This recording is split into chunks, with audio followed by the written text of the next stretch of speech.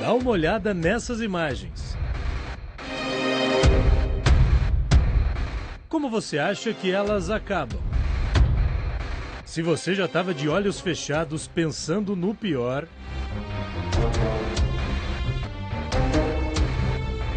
a morte vai chegar para todo mundo, mas tem gente que parece desafiar essa certeza.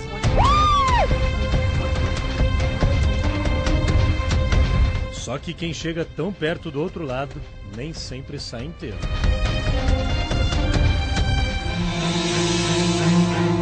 Tinha uma lanchonete e eu fiz a besteira de reagir a um assalto. Tomei 3 tiros e onde tive que passar por um processo muito delicado. Na verdade, eu não era para estar mais aqui, né? Eu não reconheço as pessoas que eu conheci após o acidente. Eu preciso ver várias vezes. Eu associo. Por exemplo, o meu namorado, eu precisei ver 2 meses, falar pra ele, vem falar comigo, eu tô com tal roupa em tal lugar. Ele falava assim, mas eu sei quem é você. Eu falava, mas eu não sei quem é você. No Documento Verdade de hoje você vai se surpreender com casos de sobrevivência que nem os médicos conseguem explicar. Eu quero te dar os parabéns, porque hoje é seu primeiro ano de vida, você está nascendo de novo. Quando você chegou aqui para mim, você não tinha 100% de chance de morrer, você tinha 105% de chance de morrer.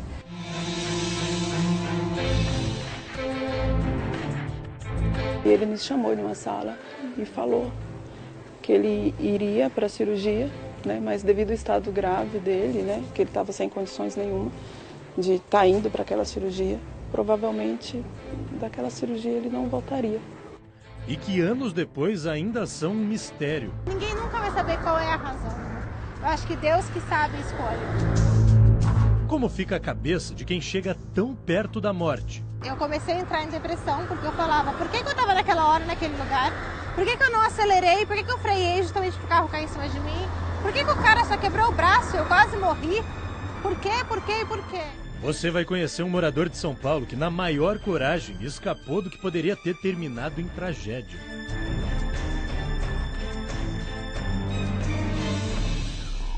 Quanto mais você vinha aqui, mais forte estava a correnteza. Aí eu consegui segurar aqui, ó. Foi na hora que eu sumi da imagem.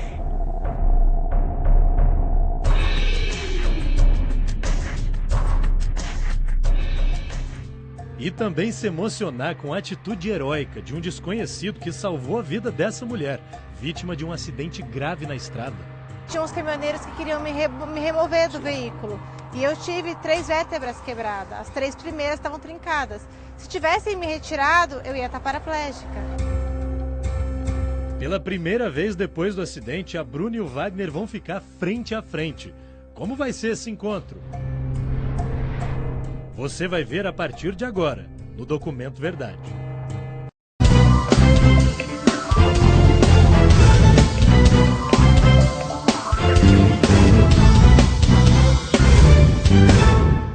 Quando passamos por situações extremas de risco, a primeira coisa que pensamos é na morte. Pode ser num grave acidente, diante da força da natureza ou quando sentimos a fragilidade do nosso corpo. O Documento Verdade de hoje traz histórias impressionantes de pessoas que encararam a morte de frente e praticamente nasceram de novo. Elas consideram que ganharam uma segunda chance na vida. Dia de temporal na capital paulista. Bairros inteiros ficam alagados. Até aí nenhuma novidade. Mas de repente, uma imagem assusta. No meio da confusão, um homem pula na água, enfrenta a correnteza e some. Sabe quando você vê uma lagoa assim bem cheia de água? É aquilo lá que eu vi. E aqui é correnteza que vinha lá de cima, muito forte aqui, você não via nada, só via água. A cena dramática é mostrada ao vivo na televisão.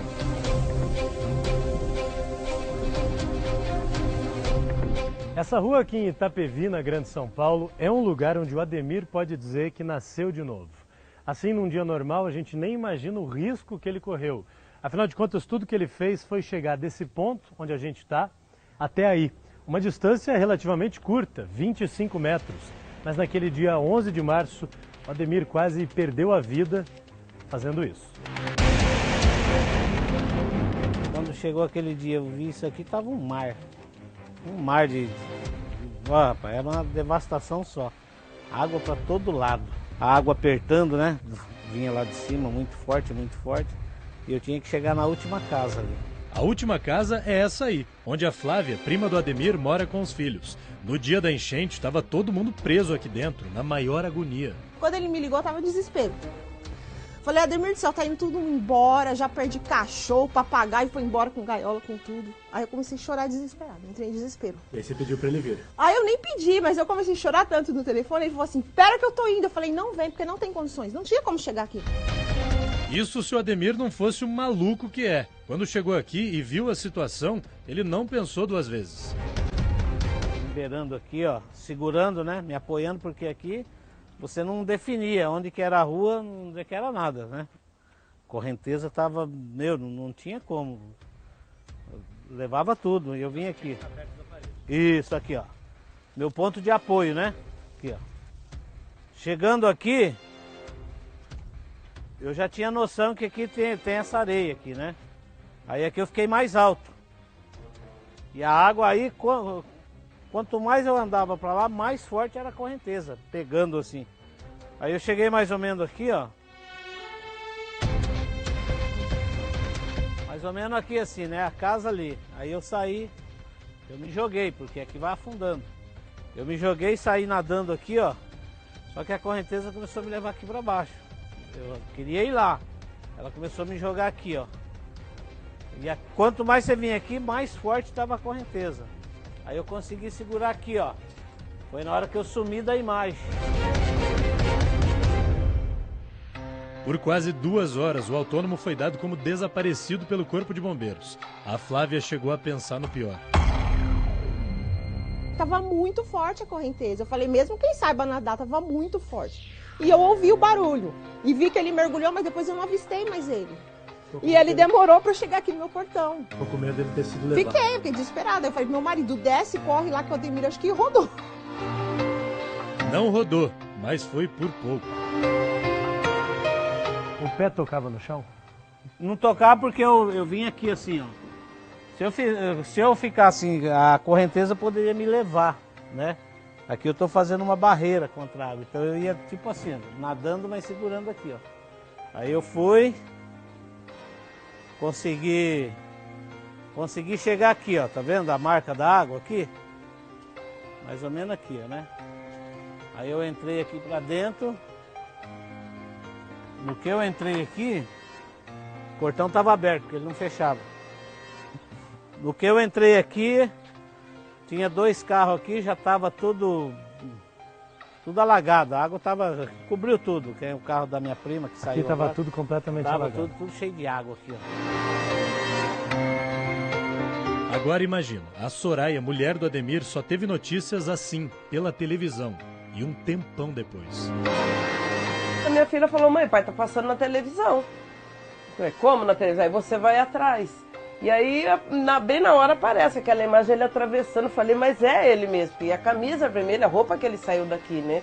E o homem tá sumido, tá desaparecido. Eu falei, Jesus amado, e agora? E você não consegue falar, ele não levou o celular. Até você atinar que tinha um telefone para você entrar em contato, né? Que é justamente o do primo dele. Eu acho que eu fiquei mais de 1 hora, quase 2 ali, meu Deus, e agora? E sem poder sair para ir atrás, porque não tinha como. Bom, agora tá tudo bem. O pessoal por aqui nunca teve tão carinhoso como o paizão. E não é para menos, né? Graças a Deus deu tudo certo. Ele realmente nasceu de novo. Deus deu uma segunda chance para ele.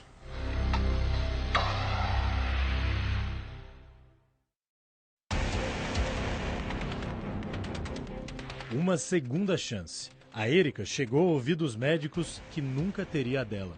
Você nunca mais vai andar, você nunca vai mais poder engravidar. As limitações não faziam parte da vida dessa paulistana sorridente que aparece nas fotos. Até um dia que começou igual, mas nunca terminou. Eu acordei para ir trabalhar. e comecei a sentir uma dor de cabeça muito forte. Não é nem uma dor, é uma pontada assim muito forte, um formigamento constante no braço, foi tudo do lado direito e desmaiei. Só fui acordar depois de 16 dias. Segundo os médicos, o AVC, acidente vascular cerebral, que atingiu uma zona nobre do cérebro, podia causar paralisia total do lado direito do corpo da Érica e também prejuízos na fala. Foi o marido dela que recebeu o diagnóstico assustador. Cheguei a pensar dela, eu não podia sair mais da cama mesmo. Isso foi uma coisa que... E também de ficar debilitada intelectualmente, né? Era o maior medo. Era o prejuízo total, né? Mesmo depois do período de internação, o quarto ainda era o lugar da casa onde a Érica passava a maior parte do tempo. Foram 3 meses se revezando entre a cama e sessões de fisioterapia. E quando essa batalha difícil parecia finalmente estar perto do fim, a vida parou. Veio um segundo AVC e com ele um caminho de volta para todos os problemas. Eu perdi os movimentos que eu já tinha ganho. E esses movimentos nunca mais voltaram. Então você fala, meu Deus do céu, começar tudo de novo, do zero. Mas você começou, né? Comecei. E não parou mais. Fez 8 cirurgias para melhorar alguns movimentos, voltou para a fisioterapia, aprendeu a escrever com a mão esquerda e decidiu que para cada obstáculo da vida ela ia criar uma solução. A minha tela do meu celular, ó, tá vendo que é toda arriscada aqui assim, ó, quebrada? Porque muita coisa eu pego com o dente. Como assim? Entendi. Pra pegar alguma coisa. A Érica não conhece barreiras e a prova maior disso responde pelo nome de Olívia, essa lindeza beijoqueira aí, a filha caçula da empresária. Mais uma vez em que ela contrariou quem falou que era impossível. Um dos médicos chegou e falou, para que você vai ter filho de novo se você tem hoje 38, 39 anos de idade, que era na época, e você tem 2 filhos lindos, grandes, você vai correr algum risco, por quê? Ela falou, porque o meu marido não tem filho. Então, ela me deu um presente, né? Se valeu a pena? Nossa, valeu muito a pena. Melhor coisa do mundo. Ela me ajuda horrores. Ela entende. Ela entende. Ela fala, mamãe não consegue fazer isso, papai. Eu te ajudo. Mamãe, eu vou andar devagarinho. Dá aqui a mão, senão você cai. Ah, não é demais? Se a família tá crescendo, o jeito é trabalhar para sustentar a turma. E a Érica fez questão de mostrar pra gente que não parou, não. Depois dos AVCs, ela abriu uma loja de roupas numa região nobre de São Paulo. E aqui faz de tudo, viu? Se precisar, até vende. Mas quando o movimento aperta, pede a ajuda dos filhos mais velhos, do primeiro casamento, Gabriel e Sofia. A Sofia é vendedora e estilista. Vende, aumenta o preço, erra de vez em quando. É mesmo, né? Então explora os clientes. Ou de vez em quando perde dinheiro, mas tá tudo certo. Tudo bem, filho pode, até porque lidar com as perdas nunca foi um problema para essa paulistana.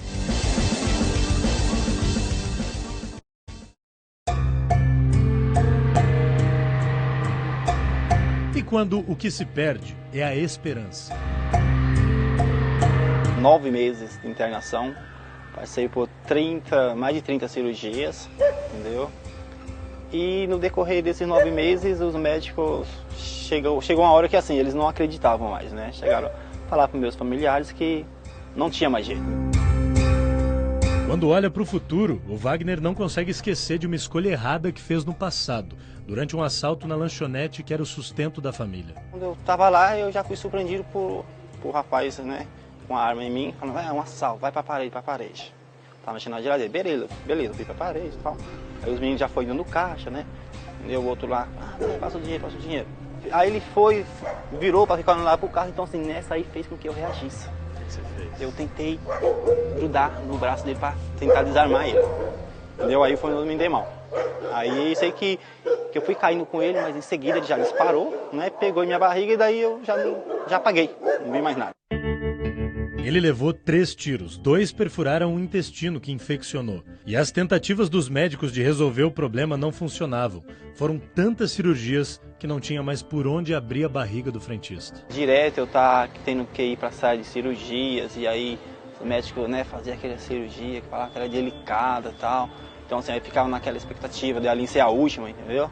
Só que aí quando voltava pro quarto, rapidamente aquilo começava a vazar, entendeu? Aí os médicos vinham e falavam assim, olha, ainda não foi dessa vez.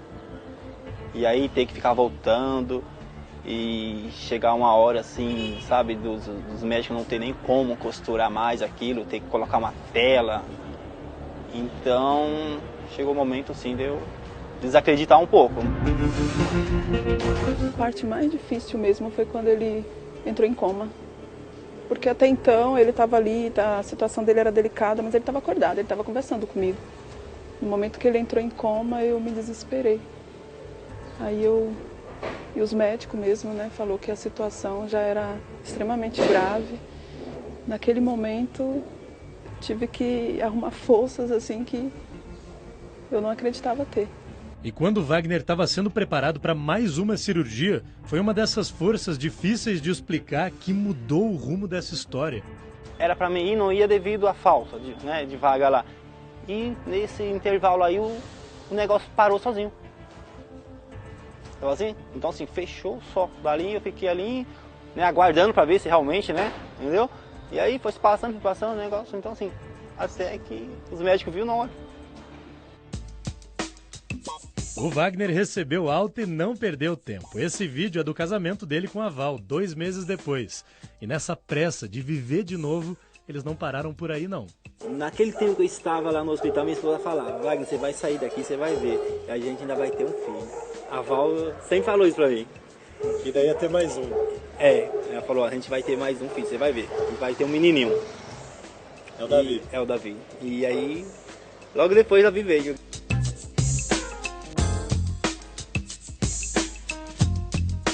O pequeno Davi é a grande prova de que nada é maior do que a vontade de viver.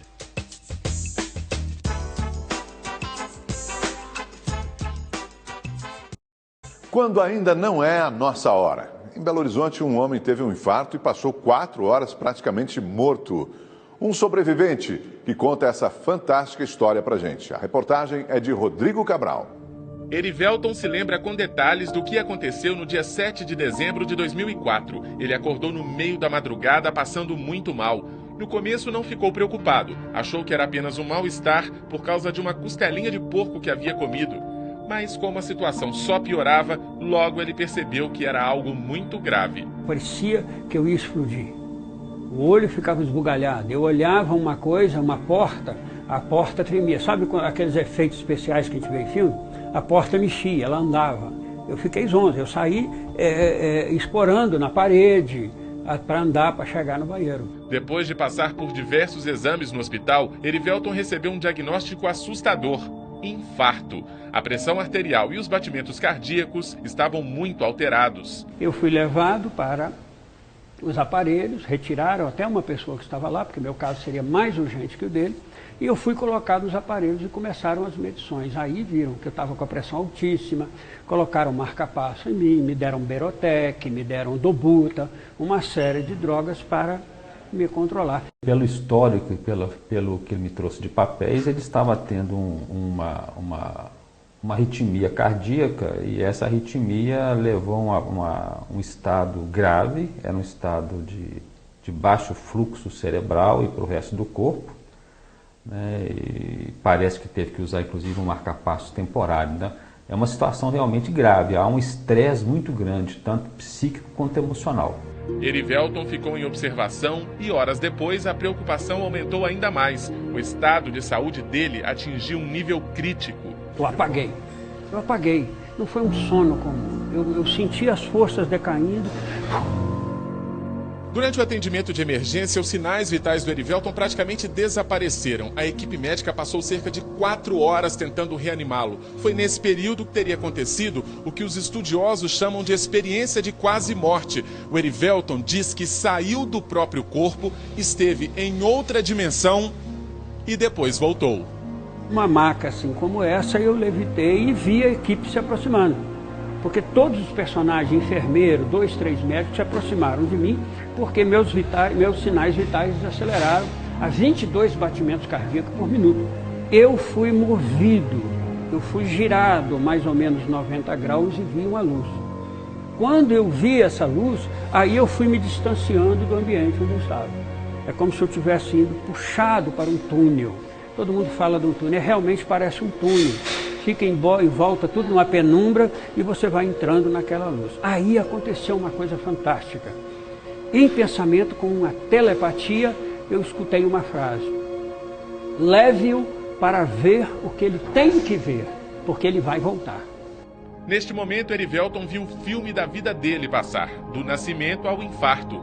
Segundo ele, parecia que o lugar para onde foi levado tinha uma tela de cinema. Todas as emoções, o nascimento da minha filha, as vezes que eu chorei, as vezes que eu briguei, as vezes que eu errei, as vezes que eu acertei, tudo passava. E com um detalhe, era com um foco de coisas que passavam por dentro do meu coração e eu ia sentindo tudo aquilo de novo. Erivelton disse que em nenhum momento teve medo. Pelo contrário, o sentimento era de satisfação plena, mesmo depois que 3 pessoas se aproximaram. Uma à minha esquerda, uma à minha direita e uma à minha frente, como você está aqui. A gente fazia um losango. O da esquerda só me acusava, só apontava o dedo. Você fez isso, você fez aquilo. O da direita me defendia, mas como autoestima, e não a defesa babaca. Chamava a minha responsabilidade e não a culpa. Foi nesse momento que eu escutei uma voz de novo dizendo assim: é direito dele saber quem o julga. Mostre. A luz se abriu e eu vi as 3 pessoas. Era eu e era eu. A experiência só chegou ao fim quando o julgamento terminou. Foi dito para mim, pela 3ª pessoa: você está com a balança em desequilíbrio. Essa balança é nossa, é a visão dos nossos próprios atos. Então, você vai ter que voltar. Relate isso que aconteceu, é uma das missões, e corrija as coisas que você fez. Na hora que ele acabou de falar isso, eu abri os olhos. E eu senti no corpo as minhas forças voltando. A enfermeira do meu lado gritou: doutor, ele voltou. Foi uma expressão do tipo assim, não acreditavam que eu voltasse. A hora que voltou, todos os meus dados estão todos no meu prontuário, voltaram ao normal. Segundo os especialistas, esse tipo de experiência acontece com cerca de 30% dos adultos e 60% das crianças que sofrem parada cardiorrespiratória. E os relatos são sempre muito parecidos. Eles assistem às manobras que os médicos e enfermeiros fazem. Depois algo os atrai, como se aparecesse um caminho a ser seguido, que a maioria chama de um túnel que os atrai. Eles são atraídos para o final do túnel por uma luz forte, onde eles veem uma figura humana que a maioria chama de ser de luz. Mas essa descrição dessa pessoa varia com o credo religioso. O budista fala que viu o Buda, o do Islã fala que está vendo o profeta Maomé, o católico vê o seu santo de predileção. Estudioso do assunto, o cardiologista diz que há relatos ainda mais impressionantes que o de Erivelton. O paciente descreveu que viu um armário com uma mulher mexendo na gaveta, a enfermeira. Isso não estava no ambiente, mas estava no andar de baixo do hospital. E esse armário existe, a enfermeira estava lá e naquele momento estava mexendo na gaveta. Então a gente tem 3 fatos. O eletroencefalograma estava em linha reta, então não tinha capacidade do cérebro memorizar e o indivíduo lembrou. Então a memória não está no corpo físico. O especialista reconhece, a explicação ainda é um mistério, mas os médicos e psiquiatras em geral precisam se informar cada vez mais sobre o fenômeno para lidar com os pacientes. Já os cientistas têm a obrigação de investigar. Já tentaram explicar por ação farmacológica e isso foi descartado. Já tentaram explicar que era falta de oxigênio no cérebro, isso foi descartado. Já tentaram descrever que era medo de morrer, mas criança não tem medo de morrer. Criança não sabe o que é morrer. Já foi tentado atribuir que fosse questões religiosas, criança não tem religião e ateu tem isso do mesmo jeito. Não tem a ver com cor de pele, com sexo, com idade, com cultura, com questão financeira, que a pessoa tem melhor ou melhor, e nem com a doença que provocou aquilo. Mais de 11 anos depois, Erivelton acredita que o mais importante é compartilhar com as pessoas o que aconteceu. Tanto que ele escreveu um livro sobre o caso. Eu morri e voltei para contar como é. Antes havia uma dúvida, hoje não tenho dúvida, porque a morte não existe. Olha, cara, eu estive dentro do universo, eu estive dentro da coisa maravilhosa, que não é a felicidade, é a satisfação plena. Quem não gostaria de passou lá, voltar para lá? Então eu não tenho medo da morte. A morte para mim não existe.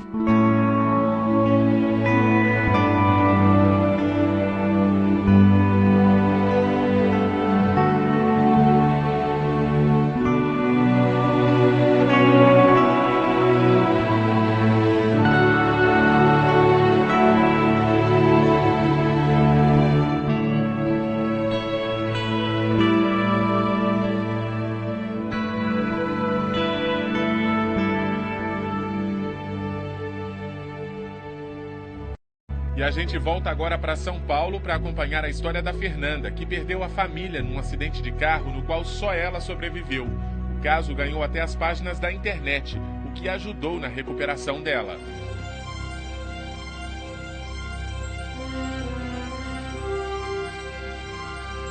Março de 2007. O vídeo mostra uma jovem que anda com dificuldades. A cada passo dela tem comemoração na casa.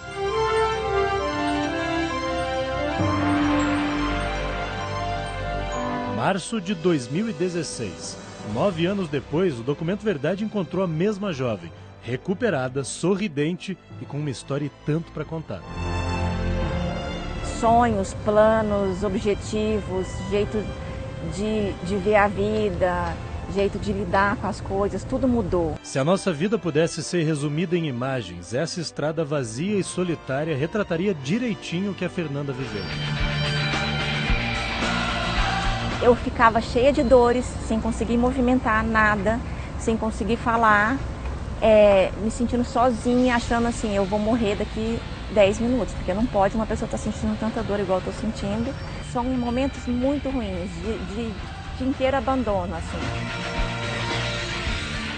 Só que aí, nesse mesmo caminho, ela foi aparecendo aos poucos, passo a passo, até reencontrar o rumo e ressurgir para a vida. Olha, meu pai e minha mãe estão passando, a minha irmã, não é justo. Eu via que se eu ficasse bem, eles também estavam bem. Então eu me sentia meio que na responsabilidade de ajudar dessa forma, ajudar ficando bem. E foi aí que eu tirei essa força. Mas o caminho foi duro. A Fernanda sofreu um acidente grave de carro e nunca soube dos detalhes. Desse dia, só ficou uma imagem. Eu lembro de virar para trás, olhar para meus pais, olhar para minha irmã que faleceu e olhar para frente, eu não lembro de mais nada. Então essa última imagem de todo mundo sorrindo, dando gargalhada, ficou muito na minha cabeça. E a primeira imagem depois dessa cena foi eu acordando no hospital, com meus pais na minha frente, sem saber, ter noção nenhuma que eu estava no hospital, ter noção nenhuma que eu estava fazendo lá. Ela estava com o marido e a irmã caçula Marcela, que tinha acabado de se formar na cidade mineira de Uberaba. Eles voltavam para Jundiaí, no interior de São Paulo, no dia seguinte à festa. Estava chovendo muito no dia, muito mesmo. Foi um dia que choveu no Brasil inteiro. O carro saiu da pista, provavelmente aquaplanou, não sei porquê. Se saiu da pista porque aquaplanou, se saiu da pista por algum outro motivo, isso a gente nunca vai saber. Ele saiu da pista e foi deslizando, né, derrapando no milharal, e aí logo na frente tinha uma passagem de animal, um buraco de mais ou menos 2 metros. E o carro foi de lado até bater o lado que a minha irmã e meu marido estavam e cair no buraco, né? A irmã e o marido morreram na hora. O médico Aníbal Basile foi quem atendeu a Fernanda em estado gravíssimo. Entre tantos casos na carreira, desse ele nunca esqueceu. Ela chegou aqui com fratura de 11 costelas, num total de 12, e que a literatura já de cara apontava para um desfecho, um prognóstico muito, muito reservado. A mortalidade dessa eventualidade é muito grande. Algumas costelas depois descobriu-se que entrou um pedaço de costela no pulmão. Eu tive lesão de quadril, uma lesão estável de quadril, eu tive lesão no diafragma, eu tive lesão no ombro, tive o ombro congelado, vamos dizer, algumas pessoas dizem o ombro congelado, mas eu tive uma lesão no ombro. Dias depois do acidente foi descoberta também uma lesão grave no cérebro. Foram 17 dias em coma, 1 mês na UTI. Desde aquele 28 de janeiro, a Fernanda passou a celebrar mais um aniversário no dia do acidente. E o Dr. Aníbal fez questão de lembrar. E eu quero te dar os parabéns, porque hoje é seu primeiro ano de vida, você está nascendo de novo. Quando você chegou aqui pra mim, você não tinha 100% de chance de morrer, você tinha 105% de chance de morrer. O vídeo gravado pela outra irmã mostra a Fernanda já em casa depois que saiu do hospital. Ela caminha na maior cautela, bem devagarzinho, mas não demorou pra Goiana querer dar passos bem maiores. E aí ela começou a contar num blog na internet como foi a recuperação.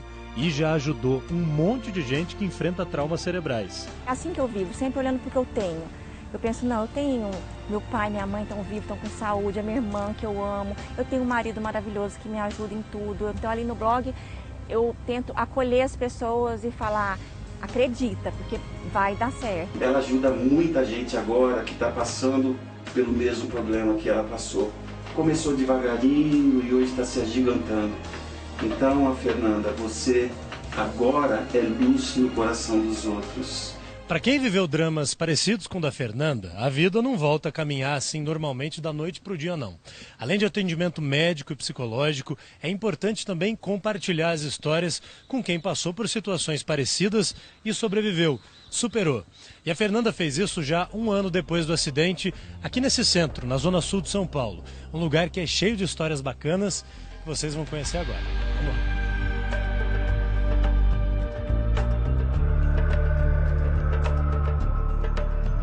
No Centro Paulista de Neuropsicologia só tem gente que não está aqui por acaso. Esse pessoal aí lutou para estar vivo. Meu nome é Kelly, eu tenho 38 anos. Em 2011 eu sofri um AVC hemorrágico. Meu nome é Renata Cugini, eu tenho 41 anos. Em 2006 eu tive um aneurisma hemorrágico. Meu nome é Franklin Esquisato Girão. Tive um acidente de carro, o ônibus bateu no meu carro. Uma vez eu tive um traumatismo craneoencefálico. Todos carregam sequelas das lesões no cérebro. Dificuldades que numa conversa a gente nem percebe. Aí você pode dizer, bom, o pior já passou então. Que nada. Para eles a luta maior vem depois do hospital. Eu nem lembro dessa época. Então, para mim, a maior dificuldade mesmo foi depois. Foi pegar e enfrentar todas as limitações que traz. Porque eu falei da memória, mas é óbvio que não é só isso. Jogaram o cérebro num liquidificador lá e a coisa fica bagunçada, fica complicada. Tão bagunçado, tão difícil, que a Kelly pensou até em desistir da vida. Teve momentos que eu pensei, sim, em eliminar o que tinha ocorrido. Eu pensei, infelizmente, em suicídio. E eu encontrei, graças a Deus, a Fernanda, a Renata, que me ajudaram.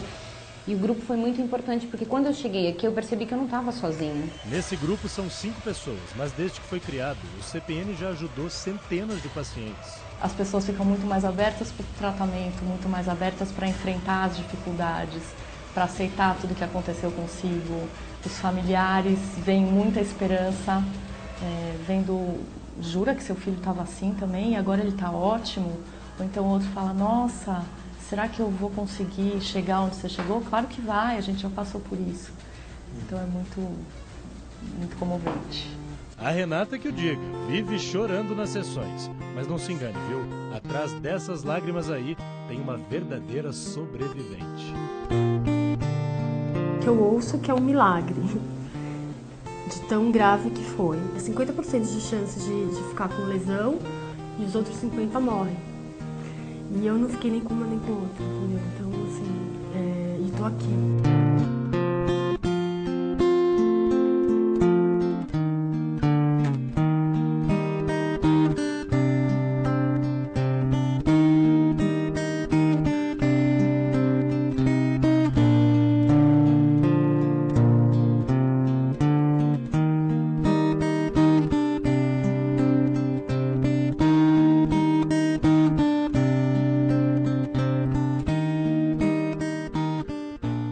Estamos de volta com o Documento Verdade. Você vai conhecer agora outros casos impressionantes de pessoas que passaram por grandes apuros, mas sobreviveram para contar a história. O exemplo de um soldado que perdeu os braços e as pernas na guerra. Um homem que passou 12 anos em coma e uma menina de 14 anos que se tornou a única sobrevivente de um acidente de avião no mar. Baya Bakari era, em 2009, apenas um adolescente que viajava da França para as Ilhas Comores. No meio do Oceano Índico, o avião teve uma falha e caiu no mar. Das 153 pessoas no voo, apenas Baya sobreviveu. Assustada e abandonada em mar aberto, a garota não sabia nadar. E, para piorar, a região próxima a Madagascar é conhecida por ter muito tubarão. A menina agarrou num dos destroços do avião e ficou à espera de um resgate. Baia, que significa esperança, fez jus ao nome, resistiu à fúria do mar e esperou ferida e quase sem forças por 13 horas até que a ajuda chegasse. E ela chegou. Um helicóptero em busca de sobreviventes avistou a menina no meio do oceano. Ela fraturou a clavícula e foi levada ao hospital em estado de choque. Um ano depois, Baia ainda escreveu um livro contando a experiência que passou. Katrina Burgess era alta, bonita e magra. Tinha todos os atributos para ser modelo, sonho antigo dela. Em 2009, aos 17 anos, enquanto voltava de uma festa em Portland, nos Estados Unidos, sofreu um grave acidente de carro. Ela perdeu a direção em alta velocidade e saiu da estrada, caindo numa vala. Não sobrou nada do carro. Mas, por incrível que pareça, Katrina sobreviveu. Ela fraturou o pescoço e as costas, teve os 2 pulmões perfurados e várias costelas quebradas. Levada ao hospital, a chance de continuar viva era pouca, de voltar a andar, nenhuma. Os médicos colocaram uma peça que ia do quadril dela até o joelho da perna esquerda. Dentro colocaram 4 pinos de titânio. Numa das mais arriscadas operações, inseriram 6 varas horizontais para apoiar a coluna vertebral da garota. Uma semana depois, mais um parafuso de titânio na coluna para apoiar o frágil pescoço quebrado.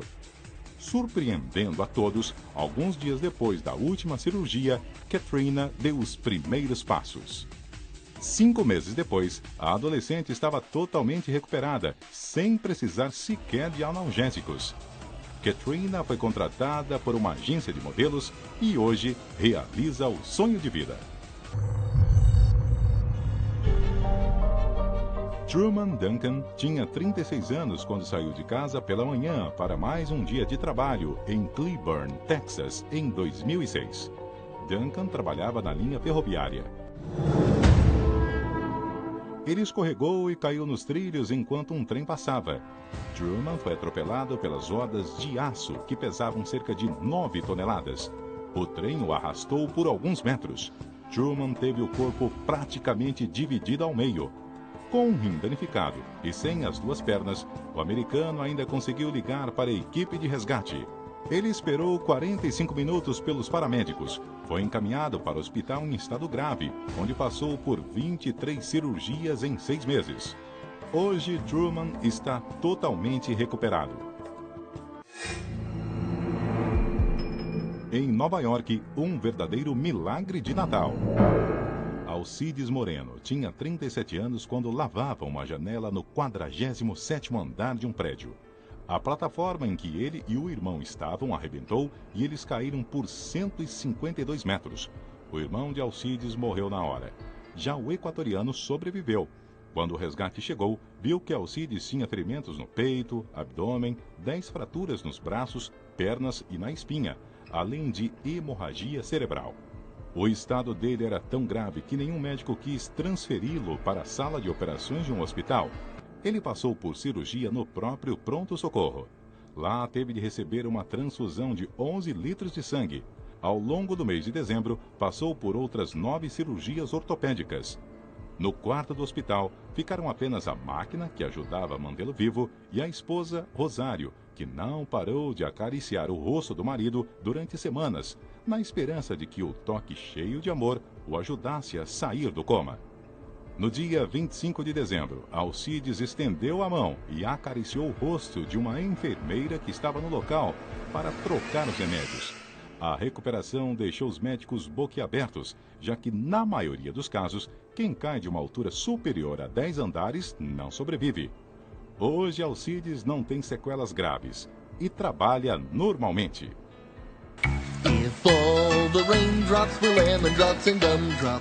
Sabe quem é esse personagem?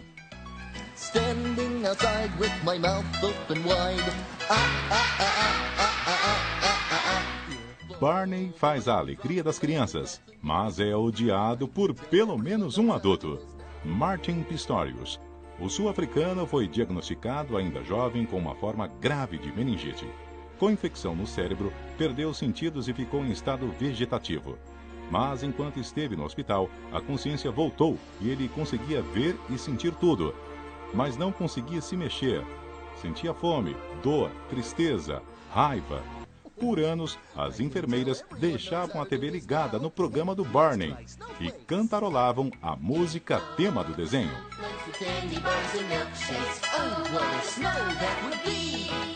Martin queria que elas mudassem de canal, mas não conseguia nem piscar o olho. Por 12 anos, viveu preso dentro do próprio corpo. E do nada, a doença desapareceu. O corpo voltou a ter contato com o cérebro aos 24 anos e Martin reaprendeu a se comunicar usando um computador.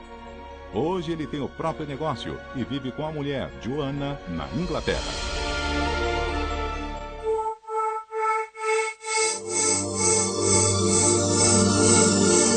Taylor Morris entrou para a Marinha com o objetivo, ser um soldado de elite, mas quis o destino que Taylor tivesse outra história. Em 2012, o americano foi enviado para a primeira missão dele, primeira e última. Uma explosão feriu o soldado gravemente. Ele perdeu os braços e as pernas. Taylor encontrou conforto na família e na namorada Daniel, que não saiu do lado dele durante os dias no hospital.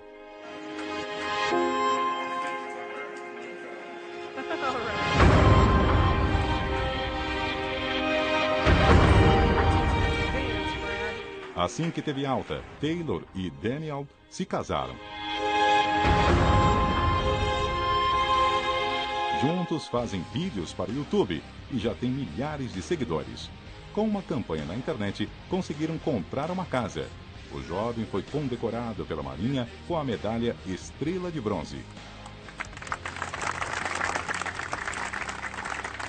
E disse que, se ainda tivesse mãos, entregaria o prêmio a Daniel, a garota que o ama incondicionalmente. Aconteça o que acontecer.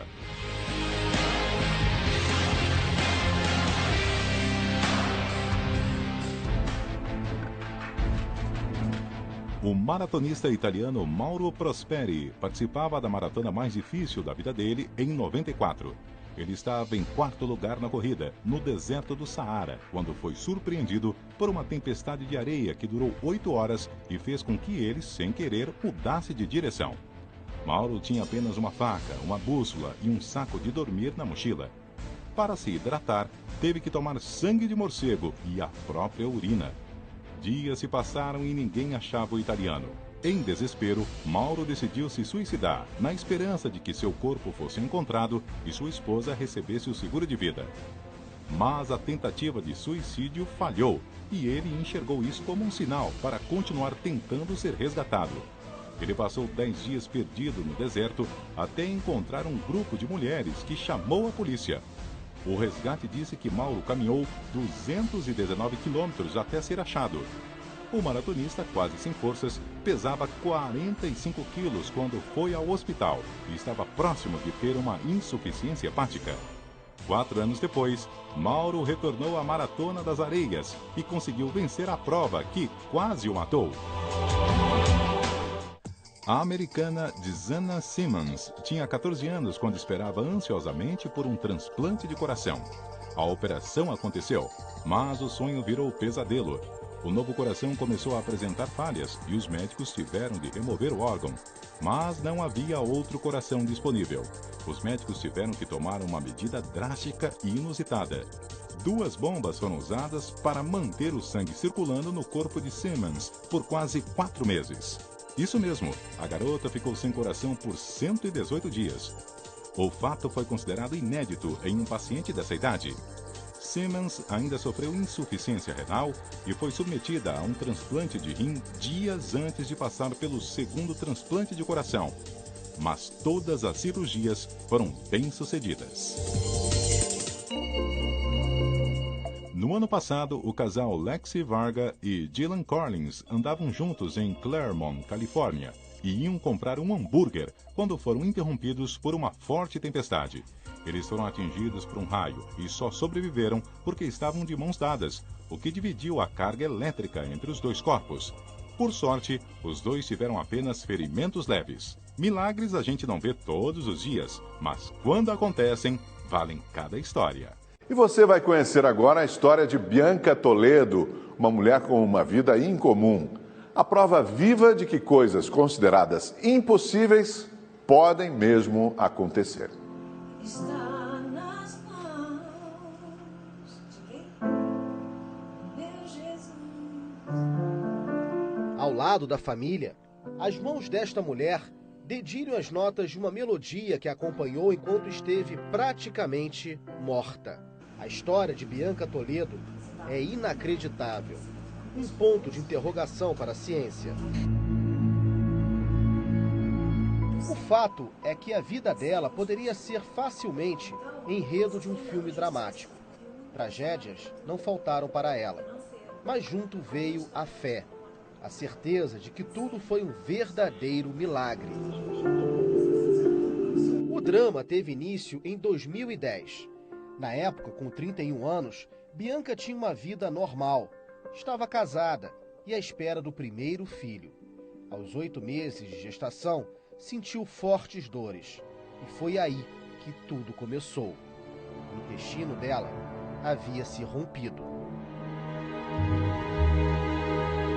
Eu cheguei na maternidade vomitando um líquido preto com placas de sangue. Eles diziam que eu estava com uma úlcera. E eu já estava vomitando fezes. E por 4 dias eu vomitei fezes sem diagnóstico, até que resolveram me abrir e descobriram que já tinha fezes por toda a cavidade abdominal e resolveram tirar o bebê. Eu já estava inconsciente. Eu acabei broncoaspirando essas fezes no caminho para a sala de parto. Foram para os meus pulmões. Eu fui entubada, não vi o bebê nascer, não vi nada. E aí começou a minha saga. Bianca passou mais de 4 meses internada. Os prontuários empilhados dos médicos diziam a mesma coisa. Ela iria morrer.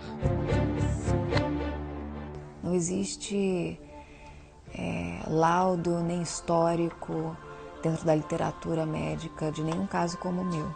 Hoje eu sou o único caso no mundo de falência múltipla de órgãos por mais de 4 meses sem nenhuma atividade orgânica, com septicemia, 18 minutos de parada cardiorrespiratória, já com lesão cerebral, diversas sequelas motoras, que tenha sobrevivido e se recuperado da maneira como eu me recuperei. A ciência dos homens explica que os rins, após 2 meses inalterados, sem funcionamento algum, estão condenados. Os rins da Bianca ficaram totalmente paralisados, inertes, morosos, sem vida alguma durante 4 meses. Isso até hoje não tem explicação, né, Bianca? Não tem explicação e eu não tenho sequela renal nenhuma. Eu tenho 100% do funcionamento dos meus rins. Quando o médico disse, Bianca, milagre tem limite. Naquela tarde tinham me colocado um espelho na minha frente. Eu não tinha a menor ideia de como eu estava. E eu confesso que eu tive um choque quando eu vi que eu estava careca, com o rosto afundado, já com uma imagem de desnutrição muito grande, a pele escura. E naquela noite eu perguntei para Deus assim, o que sobrou de mim? No dia seguinte o médico foi trocar as minhas fraldas. Tinha 4 litros de urina. É lindo testificar que nós podemos confiar em algo que nós não vemos e que quando todos os nossos recursos concretos, materiais chegam ao seu fim, a gente ainda pode acreditar que existe um socorro divino. E foi aquilo que me socorreu naquele momento. Porque até hoje eles não sabem como meu rim voltou a funcionar de um dia para o outro depois de 4 meses de falência anúria. Não existe nenhum tipo de cicatriz no meu organismo internamente que relate que eu tive uma falência múltipla de órgãos por 4 meses. Ou que eu tive 2 paradas cardiorrespiratórias, ou que eu tive uma lesão digestiva, que eu fiquei com falência digestiva, com alimentação parenteral por tantos meses. Nada, nada, nada, nada. Eu tenho centenas de cicatrizes externas e uma vitalidade e uma alegria de viver que é uma das maiores sequelas que eu tenho. E as narrativas de Bianca vão muito além. Entram em um universo em que os nossos olhos não alcançam, de um milagre espiritual. Apesar de ser cristã já há 20 anos, Há 5 anos atrás, houve um marco na minha história. Porque eu descobri que a minha espiritualidade é de qualquer pessoa, ultrapassa o poder da religião. E uma experiência real, é o que torna isso palpável para todas as pessoas. Bianca garante se lembrar de tudo o que aconteceu enquanto estava em coma. Só eu sei o quanto eu estava lúcida e hoje os médicos sabem porque eu relato detalhes do que eles faziam, achando que eu estava inconsciente. Endoscopias que fizeram comigo lúcida, sem anestesia, achando que eu não estava mais lá. Eles achavam que eu não tinha atividade cerebral. E eu estava completamente lúcida. Durante toda essa fase, não somente os 18 minutos de parada cardiorrespiratória, eu tive muitos momentos em que eu interagi com, eu acredito que com esse ambiente de quase morte que as pessoas que experimentam doenças terminais relatam. E nesse momento eu falo para as pessoas que têm familiares em coma que digam o que precisam dizer, que façam seus acordos, que peçam seus perdões, que perdoem, porque eu posso garantir que essa pessoa está recebendo tudo que está sendo depositado para ela. Relata ainda que recebeu ajuda de anjos. Você viu pessoas durante o seu coma? Vi. E como é que eram essas pessoas? Eram pessoas que me passavam muita tranquilidade.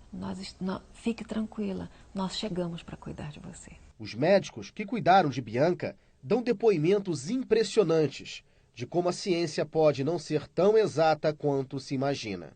Existe um ponto e um momento que o médico ele se torna alguém limitado. Ele vê a humanidade mortal dele e vê o quanto ele é pequeno diante da criação. Eu entrei, olhei e dali bateu uma coisa no meu coração que eu nunca tinha feito aqui dentro. Nesses 2 anos que eu estou aqui, no meu coração eu fiz um propósito com Deus de estar orando todos os plantões de manhã por ela. A Bianca desafiou a nossa competência, desafiou a nossa fé, né? E depois de 4 meses internada, ela finalmente deixou o hospital. O Senhor operou milagres, o Senhor fez maravilhas, e nós te louvamos e te adoramos eternamente por isso. Aos 36 anos, Bianca é missionária de uma igreja.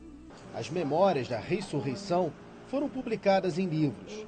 Seus vídeos na internet já alcançaram 30 milhões de pessoas curiosas com a mensagem que Bianca diz ter recebido quando chegou perto da morte.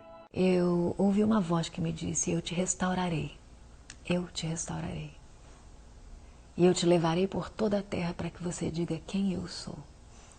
Eu acredito num Deus que está acima das religiões. E naquele momento eu entendi que eu tinha sido trazida de volta por uma missão. O filho dela está com 5 anos. A melhor recompensa depois do terror pelo qual passou. Esse vídeo retrata a emoção que ela sentiu ao ver o filho pela primeira vez fora do hospital. Ele já tinha 7 meses, mas era o começo de uma nova vida. Dá um sorriso, mamãe. Eu gerei aquele bebê pensando, eu não vou deixar ninguém encostar nele. Só que eu conheci ele já tinha 7 meses. Eu perdi todo o controle da minha vida que eu tentava controlar com todas as minhas forças. E descobri que enquanto eu dormia, a minha vida estava toda sendo gerenciada. Então hoje, quando eu deito para dormir, eu não sou consumida pela angústia de pensar que eu preciso resolver acordar e salvar o planeta. Eu estou dormindo. Existe um Deus que está cuidando das coisas.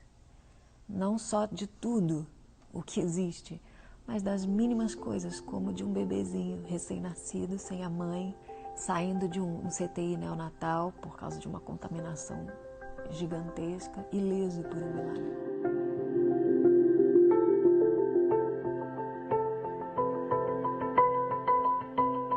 Passeando pelo jardim, percebemos uma Bianca renascida. A minha responsabilidade é muito grande porque eu sei que eu vivi um milagre e milagres têm um poder que ultrapassa o poder da religião e eu consigo falar de Deus com pessoas que não acreditaram que Deus existe até me conhecer. Uma mulher que transpira paz e carrega uma mensagem de amor ao próximo. A Bíblia diz que nós não devemos dever nada a ninguém, a não ser o amor. E eu falo que eu acordo devedora todos os dias. Porque quando eu me lembro da quantidade de pessoas que oraram por mim sem me conhecer, eu penso, meu Deus, eu não sabia o que era caridade. Tá mais do que claro que nem sempre 2 e 2 são 4. Para a ciência o que serve é a conta exata. Mas na sua experiência, em nenhum momento houve conta exata. Exatamente. O que eu posso dizer é que eu estava morta e agora eu vivo. E não só fisicamente.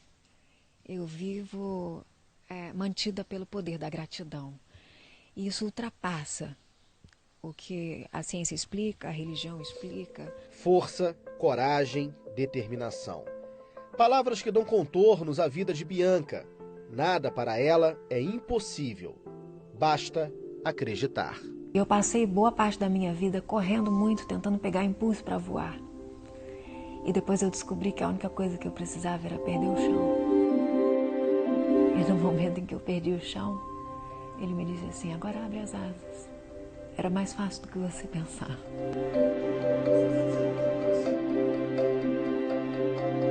Bianca falou sobre os anjos do céu. Mas depois do intervalo, a gente vai ver que existem anjos também na terra. E eles aparecem quando mais precisamos.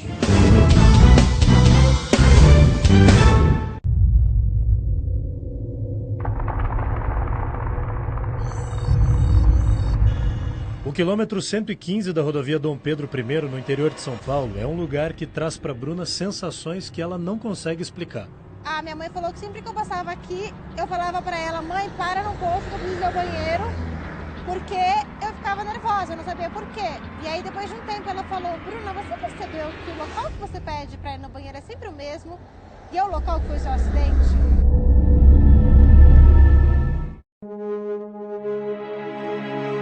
Desse dia, há 6 anos, ela não lembra de nada.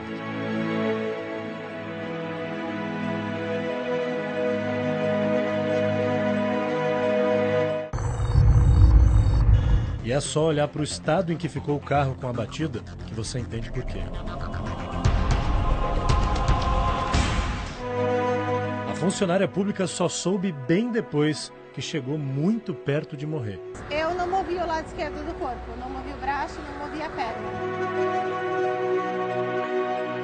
Eu tive que operar o meu braço, na verdade não operar, eles tiveram que abrir o meu braço durante 15 dias para desinchar. O joelho, como eu sou muito alta, eu bati provavelmente, né, ninguém tem certeza. O meu joelho no volante e tive uma fissura no menisco. Eu tive 3 fissuras nas vértebras, nas 3 primeiras vértebras trincaram. Eu falo que Deus deixou aqui para pagar o resto dos meus pecados, porque eu não tinha pagado todos ainda. Aqui nesse ponto da rodovia Dom Pedro tem essa proteção que serve para impedir que carros que venham numa direção atravessem para outra. Mas o muro só foi construído depois do acidente. Há 6 anos ele não existia. E foi assim, num capricho do destino, que a vida da Bruna mudou completamente de direção.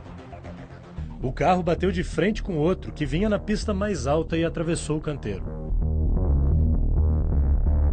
Além das várias fraturas pelo corpo, ela teve uma lesão grave no cérebro. Ficou 1 mês em coma profundo e quando acordou, conheceu uma nova Bruna. Mudanças de humor estão muito grandes e a perda da memória recente. Eu não lembro de coisas que aconteceram há pouco tempo.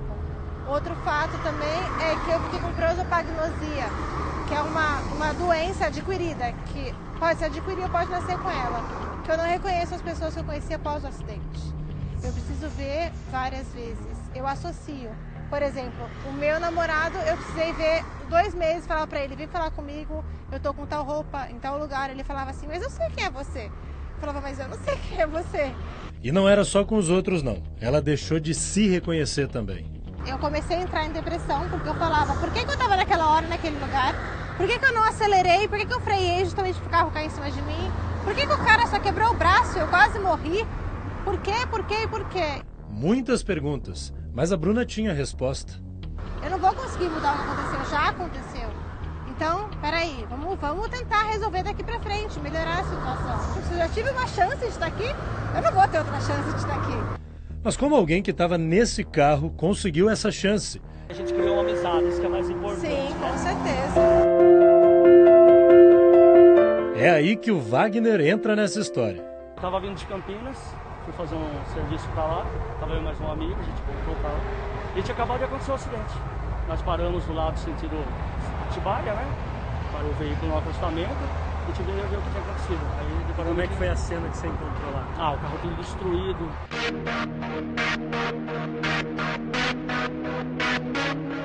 Pela primeira vez depois do acidente, os dois voltaram a se encontrar no lugar que mudou as duas vidas. Quando você passa aqui, Wagner, hoje em dia? Lembro. Fica na memória, né? Na mente, né? Fica na mente da gente, né? Não esquece. É um milagre. É só isso que eu digo. O caminhoneiro estava nesse grupo que aparece na foto, durante os primeiros socorros, minutos depois do acidente. No meio de tanta gente querendo ajudar, foi dele a decisão que fez toda a diferença. Eu acho que eu teria ficado paraplégica, porque as pessoas queriam me tirar do veículo. Eu estava com as 3 primeiras vértebras trincadas, que só foram descobrir no segundo hospital. Ou se ele não tivesse cortado os fios da bateria, o carro tivesse explodido, algo assim.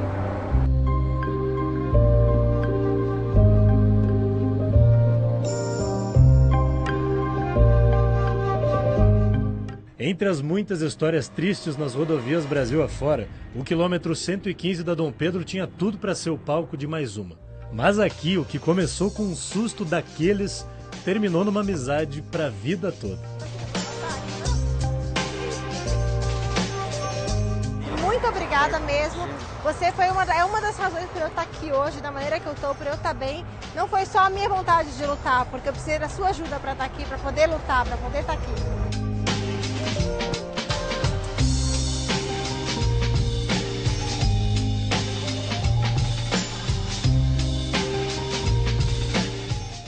Documento Verdade fica por aqui, mas você pode acessar o portal da Rede TV para rever as reportagens exibidas neste programa. Você fica agora com leitura dinâmica. Uma ótima noite para você.